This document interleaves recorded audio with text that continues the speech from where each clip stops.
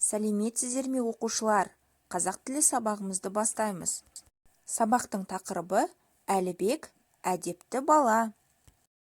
Тема сегодняшнего урока Әлібек вежливый мальчик. Сабақтың мақсаты тыңдалған мәтіннің мазмұны бойынша сұрақтарға жауап беремін.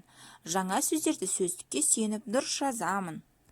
А теперь, ребята, мы сейчас с вами познакомимся с новыми словами.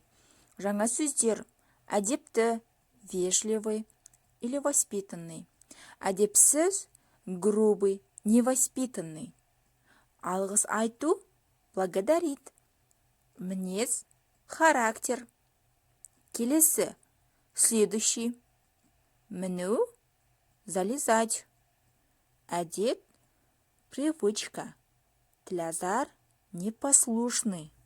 Давайте еще раз повторим вместе.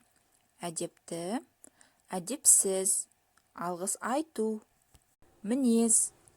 Келесі, әдет, тлязар және міну. А теперь, ребята, внимательно посмотрите на эти картинки. На первом картинке, ребята, девочка уступила место бабушке в автобусе, да? Бірінші суретте бұл қыз әжеге орын беріп жатыр. Ол дұрыс жасап жатыр ма? Да, она правильно делает. Ол әдепті қыз. Она воспитанная, да?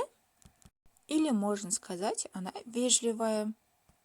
Ал екінші суретте бұл бала әжеге орын бермеді. Ол әдепсіз бала. Это неправильно. Мальчик не уступил место в автобусе пожилому человеку, үлкен әжеге. Ребята, это неправильно. Это поступок невоспитанного человека. Так нельзя.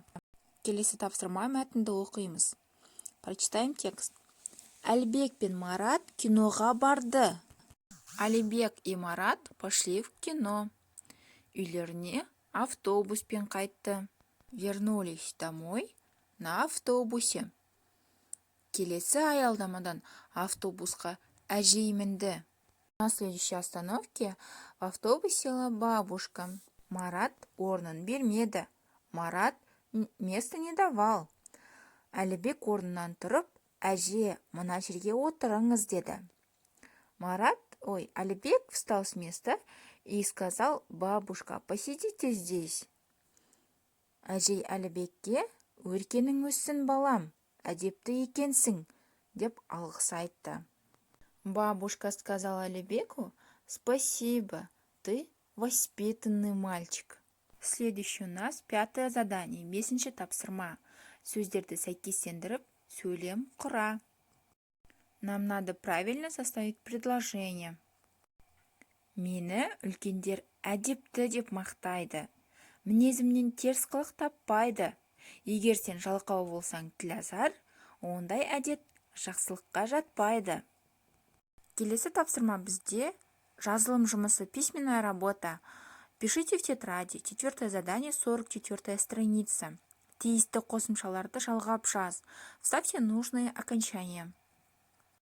Сабағымыз аяқталды. Сау болыңыздар, балалар.